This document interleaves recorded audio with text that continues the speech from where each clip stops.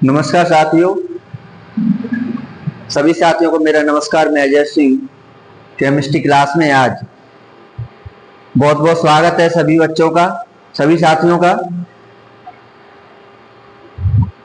आज हम chemistry class में कुछ नया पढ़ने वाले हैं। बहुत से बच्चे बोलते हैं केमिस्ट्री बहुत कठिन है सर। मैं उनसे एक ही बात बोलता हूं सभी बच्चों को, और इस वीडियो के माध्यम से सभी बच्चों को बोलना भी चाहता हूं कि बेटा केमिस्ट्री बहुत सरल है। अब कैसे सरल है? तो बच्चे बोलते भी हैं कि सर आप पढ़ा रहे हैं इसलिए सरल है, मुझे बहुत कठिन लगती है। ऐसा बिल्कुल भी नहीं है। केमिस्ट्री को आप तरीके से नहीं पढ़ते हैं, आप चरणबद्ध तरीके से आप केमिस्ट्री को पढ़िए। अगर आप चरणबद्ध तरीके से केमिस्ट्री को पढ़ेंगे तो केमिस्ट्री इतनी सरल है, शायद है इसके सरल जैसा कोई भी विषय नहीं है। चाहे फिजिक्स हो, चाहे केमिस्ट्री हो, चाहे अन्य विषय हो, बहुत सिंपल विषय है। कठिन हमें क्यों लगता है? हम गलतियां कर देते हैं, इसलिए उन गलतियों को हम दूर करें। गलती क्या है अपनी? गलती यह है कि आप केमिस्ट्री को बीच में से पढ़ते हैं। वो आप केमिस्ट्री को बीच में से पढ़ेंगे तो हमारे लिए जो परेशानी है वो क्रिएट होगी। तो करना क्या चाहिए मुझे और आपको? केमिस्ट्री को आप चरणबद्ध तरीके से पढ़िए। उसका फॉर्मूला, उसकी ट्रिक, उसके बेस को पकड़िए आप केमिस्ट्री के, तो आपको केमिस्ट्री बहुत अच्छी तरह समझ में आएगी। अगर कोई भी बच्चा मेरे इस वीडियो को डायरेक्ट देखेगा कोई आकर के, तो उन बच्चों को इसमें कुछ भी समझ में नहीं आएगा। अगर आपको केमिस्ट्री बहुत अच्छी तरीके से समझना है तो मैंने जो पिछले वीडियो बनाए हैं उन वीडियो को आप बहुत अच्छी तरीके से पढ़ें, बहुत अच्छे तरीके से समझें, तो मैं गारंटी करता हूं केमिस्ट्री बहुत अच्छी तरह आपको समझ में आएगी। चलिए देर न करते हुए आज इस क्लास में आगे बढ़ते हैं। और इस केमिस्ट्री क्लास में केमिस्ट्री क्लास 11-12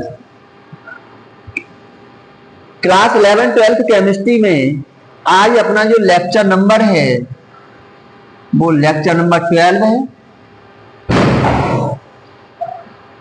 और इस लेक्चर नंबर 12 में आज हम पढ़ेंगे आइसोसाइनाइड के बारे में। आइसोसाइनाइड के बारे में पढ़ेंगे। आइसोसाइनाइड क्या होता है? आइसोसाइनाइड का सूत्र होता है बॉन्ड एनसी। बॉन्ड एनसी, इसका सफिक्स क्या होता है? इसके आगे आर लगा सकते हैं हम। इसका सफिक्स क्या होगा? इसका सफिक्स होगा आइसोनाइट्राइल। इसका सफिक्स होगा आइसोनाइट्राइल। और थोड़ा बहुत हम करवाते हैं, क्रियात्मक समूह से संबंधित आईयूपीएसी उनके करवाते हैं हम। कुछ आईयूपीएसी हम करवा भी चुके हैं और हम यहां पर भी देखते हैं। हम आज आईयूपीएसी नामकरण जो करेंगे वो आइसोनाइट्राइल का करेंगे। और सफिक्स क्या होता है आइसोसाइनाइड का? आइसोनाइट्राइल। चलिए देखते हैं हम इसके नाम। कोई भी कंपाउंड का हम नामकरण कैसे कर सकते हैं? करते हैं। CH3 CH2 CH2 NC।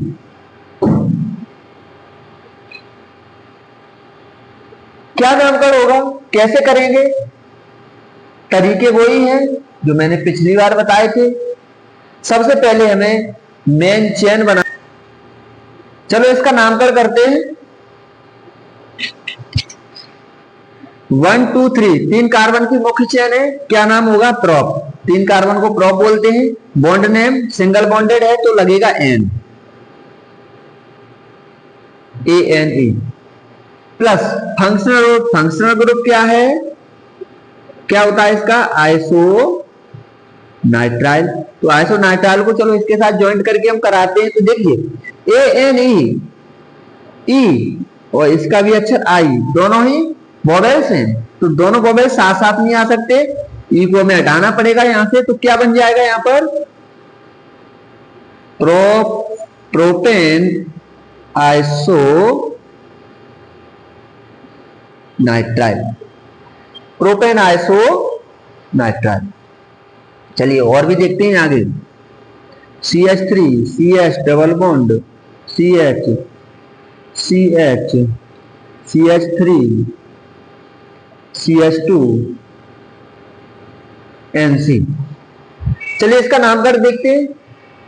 बस वही नियम है, मुख्य चेन बनाओ। मुख्य चेन जहां से हमें क्रियात्मक समूह पास मिले उधर से ही हम इस पर नामकरण भी करेंगे और उसको मुख्य चेन में भी शामिल किया जाएगा। देखिए मुख्य चेन 1 2 3 4 5, 5 कार्बन की मुख्य चेन है और ये अपनी हो गई साइड चेन। CH3 क्या है? साइड चेन है, इसको बोलते हैं हम CH3 को मेथिल। तो चलिए नामकरण करते हैं। सबसे पहले साइड चेन का नाम लिखा जाएगा। मेथिल कितने कार्बन से लगा हुआ है? 2 मेथिल, है ना? 2 मेथिल। मुख्य चेन का नाम लिखो, कितने कार्बन की है? 5। 2 मेथिल पेंट, 5 कार्बन चेन को पेंट। बॉन्ड नेम क्या होगा? डबल बॉन्ड लगा है 3 कार्बन से, तो पेंट 3 ई हटा देंगे। 3 क्या हो जाएगा? आइसोनाइट्राइल। पेंट 3 आइसोनाइट्राइल। इस प्रकार से हम आइसोनाइट्राइल यानी आइसोसाइनाइड का IUPAC नेम किया। अब हम IUPAC नेम करते हैं, इसको सभी नोट कर लें। चलिए आगे देखते हैं।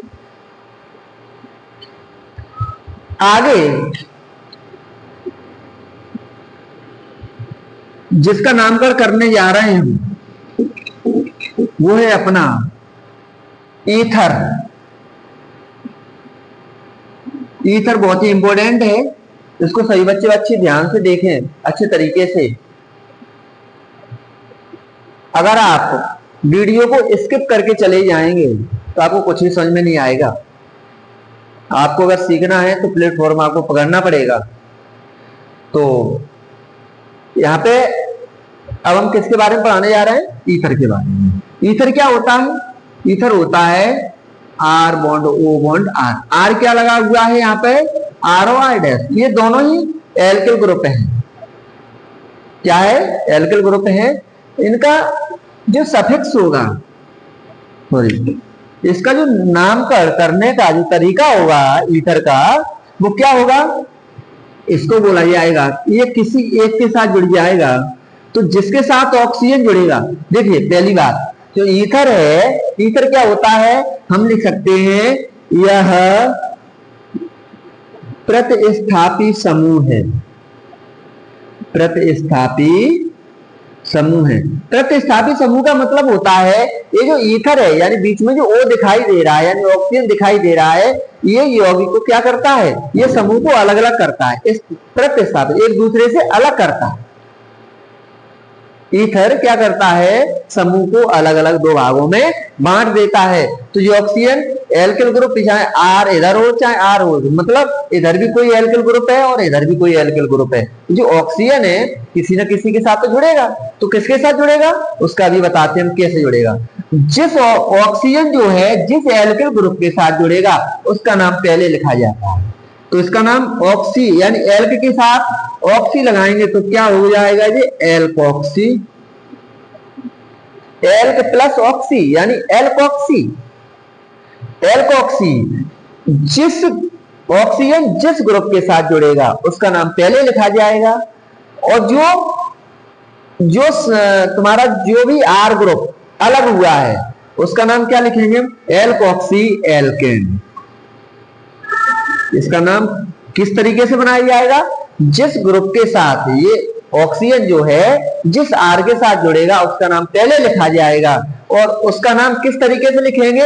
ये एल्क समूह है और उसके साथ ऑक्सी लगा देंगे तो एल्कोक्सी हो जाएगा। इसके बाद जो समूह प्रतिस्थापित हुआ है इससे, ऑक्सीजन से, उसका नाम बाद में लिखा जाएगा, उसका नाम लिखा जाएगा एल्केन। यानी अब इसके स्थान पर कुछ भी हो सकता है, जरा ध्यान से देखें। आईयूपीएससी ने अब करेंगे, बहुत ही इंपॉर्टेंट है, ध्यान से देखना, इसे सभी बच्चे ध्यान से देखें। चलिए हम एग्जांपल लेते हैं। यहां पर हम CH3 bond O bond CH3, हमने 2 R ग्रुप बराबर ले लिए। तो ऐसी कंडीशन में हम क्या देखेंगे कि इधर भी एक कार्बन का ग्रुप है, इधर भी कोई एक कार्बन का ही ग्रुप है, मतलब इधर भी समूह CH3 है, इधर भी समूह CH3 है, अलग अलग नहीं है, अभी एक जैसे हैं। और बीच में ऑक्सीजन लगा हुआ है, ये दोनों को अलग अलग भागों में बांट नहीं रहा है। तो ऑक्सीजन, ऐसी कंडीशन में हमें क्या देखना है कि ऑक्सीजन उस समूह के साथ जुड़ेगा। यहां पे लिख भी देते हैं हम पॉइंट को, यहां पे लिख देते हैं हम, ऑक्सीजन परमाणु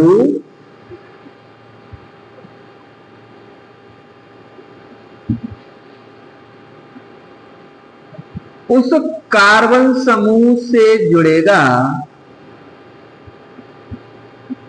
उस कार्बन समूह से जुड़ेगा जिस कार्बन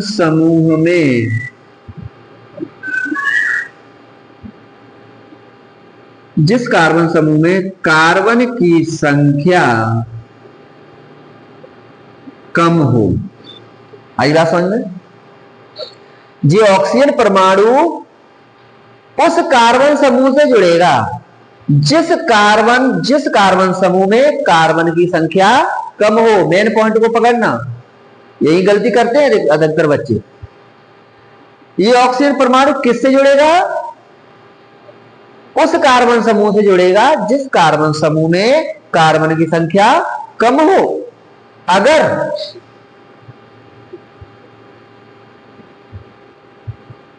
कार्बन की संख्या बराबर हो, अगर कार्बन की संख्या बराबर हो, तब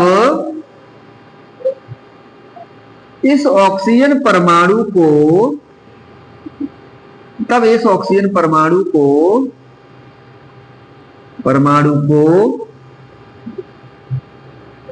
किसी भी कार्बन समूह से जोड़ सकते हैं। आई बात समझ में? ऊपर से देखते हैं एक बार फिर। ऑक्सीजन परमाणु उस कार्बन समूह से जुड़ेगा जिस कार्बन समूह में कार्बन की संख्या क्या हो? कम हो। अगर कार्बन की संख्या बराबर हो, मतलब दोनों साइड, ऑक्सीजन की दोनों साइड, कार्बन इधर एक है, इधर भी एक हो, इधर 2 है तो इधर भी 2, इधर कार्बन 3 है तो इधर भी कार्बन 3 हो, इधर कार्बन 4 है, इधर भी कार्बन, जब दोनों साइड कार्बन की संख्या कैसी हो? बराबर हो, तब ऐसी स्थिति में क्या होगा? तब इस ऑक्सीजन परमाणु को हम किसी भी कार्बन समूह से जोड़ सकते हैं। फिर आपकी इच्छा है, चाहे इधर जोड़ लो चाहे इधर जोड़ लो, लेकिन जिसके साथ जुड़ेगा उसी का नाम एल्कोक्सी, और जो प्रतिस्थापी होगा, जो अलग होगा, उसका नाम एल्केन आएगा। बस छोटी सी बात को पकड़ के रखना है और काम हो जाएगा। देखते हैं यहाँ पे तो कार्बन 1 है, इधर भी कार्बन 1 है, बराबर है। तो ऐसी स्थिति में मैं इस ऑक्सीजन को चाहे हम इधर जोड़ सकते हैं चाहे इधर जोड़ सकते हैं, अपनी इच्छा है कि इधर भी जोड़ ले। चलिए मैं चलो इधर जोड़ देता हूं, आप इधर भी जोड़ सकते हैं। जब मैंने इसको इधर जोड़ा तो इसका नाम एल्कोक्सी। एल्क क्या है? अपना मेथिल ग्रुप है, मेथिल के साथ ऑक्सीजन, ऑक्सी लगेगा तो क्या हो जाएगा? मेथॉक्सी। एल्केन मतलब ये क्या है? मेथेन, मेथॉक्सी मेथेन हुआ ना। चलिए और देखते हैं हम, C2H5O C2H5, इधर भी कार्बन 2 है, इधर भी कार्बन 2 है, मतलब इधर भी एथिल ग्रुप है, इधर भी एथिल ग्रुप है।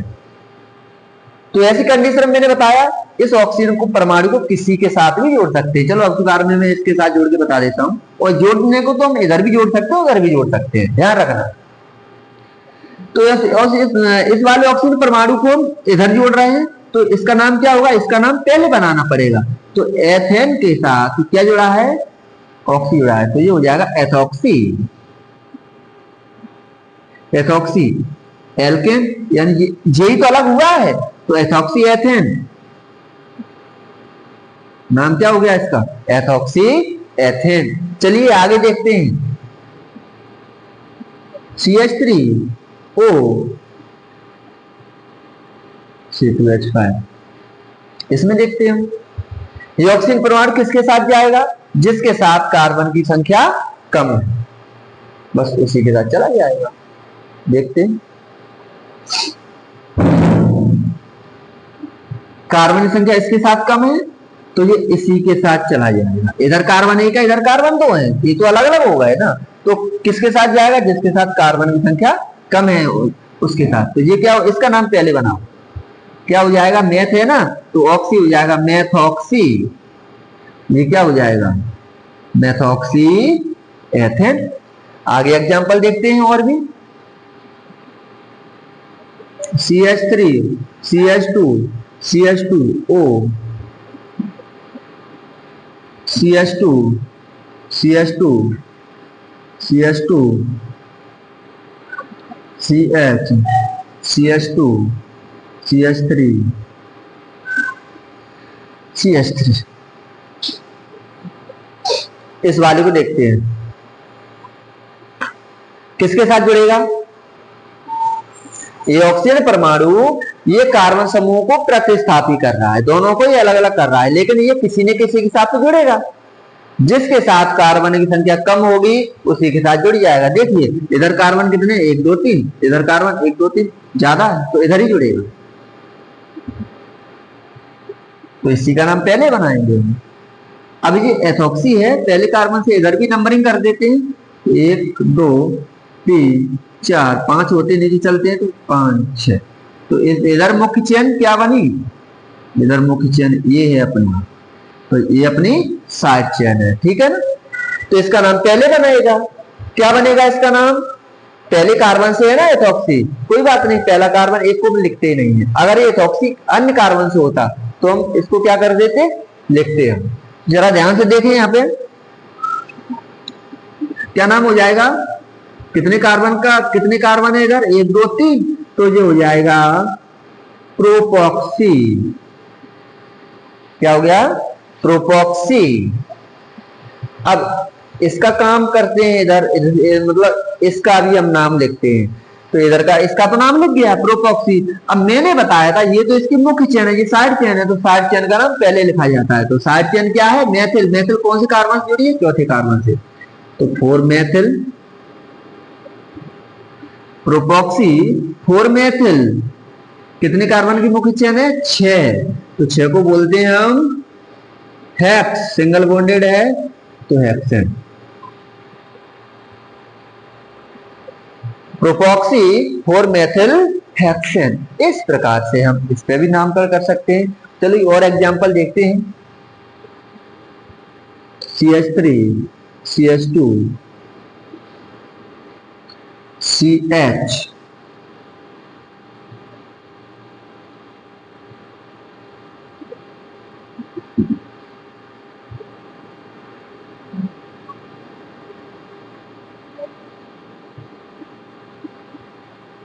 CH2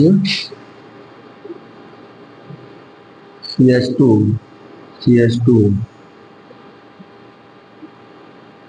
CH2 CH3 O CH2 CH3। चलिए इसका नामकरण करते हैं, ये ऑक्सीजन परमाणु इधर लगा हुआ है, ये लगा हुआ है ईथर, तो क्या होगा, ईथर किसके साथ जुड़ेगा, जिसके साथ कार्बन की संख्या कम है, तो ये ऑक्सीजन परमाणु इसके साथ जुड़ेगा।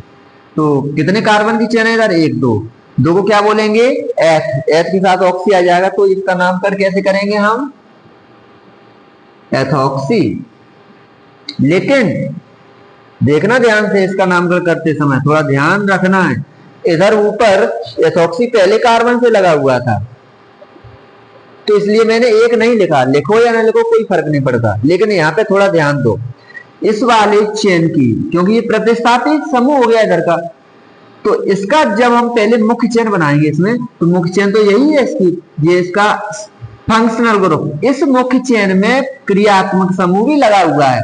तो क्रियात्मक समूह है तो ये अलग हो गया पार्ट, ये वाला पार्ट अलग हो गया। तो इस पार्ट को हम पहले करते हैं उसकी तरह ही बनाएंगे। कैसे बनाएंगे? पहले मुख्य चेन बनाएंगे। मुख्य चेन में हम वरीयता क्रम ढूंढेंगे। क्या इसमें क्रियात्मक समूह तो नहीं लगा? क्या अगर क्रियात्मक समूह नहीं है तो क्या इस चेन में डबल बॉन्ड तो नहीं है, कहीं ट्रिपल बॉन्ड तो नहीं है, कहीं साइड चेन तो नहीं है? ये सारी चीजें देखना पड़ती है मुख्य चेन को बनाने के लिए। तो मुख्य चेन में हमें क्रियात्मक समूह मिल गया, सबसे टॉप पे है और इसी को सबसे पहले वरीयता देते हैं। क्या है? एल्कोहल।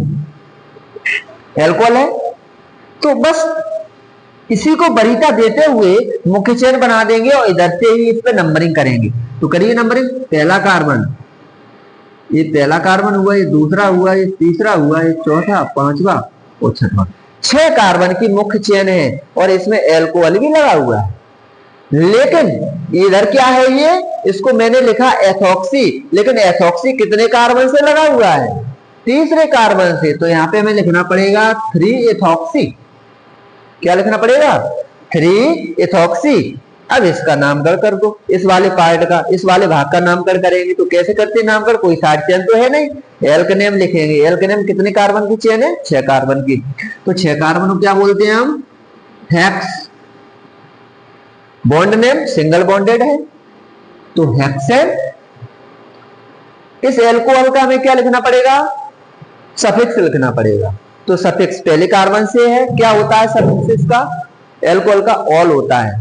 तो ये हो जाएगा हेक्सेनॉल, या फर्स्ट ऑल भी लिख सकते हैं क्योंकि पहले कार्बन से एल्कोहल लगा है ना। या तो फर्स्ट ऑल लिख दो या फिर डायरेक्ट ऑल लिख सकते हैं यहाँ पे। Hexanol, 3 ethoxy hexanol. इस प्रकार से हमने ईथर पर और आइसोसाइनाइड पर, दो पर मैंने आईयूपीएसी नामकरण करे। कैसी लगी ये क्लास? कमेंट बॉक्स में मुझे जरूर बताएं। अगर ये क्लास आपको अच्छी लग रही है तो इस क्लास को आप अपने साथियों में अधिक से अधिक शेयर करें, जिससे उनको भी पढ़ने का मौका मिले और वो भी कुछ बेहतर कर पाए, वो भी कुछ सीख पाए। तो इस वीडियो को अधिक से अधिक संख्या में अपने साथियों को शेयर करें, लाइक करें। अगर आपने अभी तक मेरे चैनल को सब्सक्राइब नहीं किया है तो सब्सक्राइब कर लें, क्योंकि आने वाले समय में, और सब्सक्राइब करने के बाद जो बेल आइकन है उसको प्रेस कर लें, ऑल पे क्लिक करें, जिससे हमारा अगला आने वाला वीडियो सबसे पहले आपको मिले और आप उससे बेहतर कर सकें। तो इसी के साथ हम इस क्लास को विराम देते हैं। नमस्कार।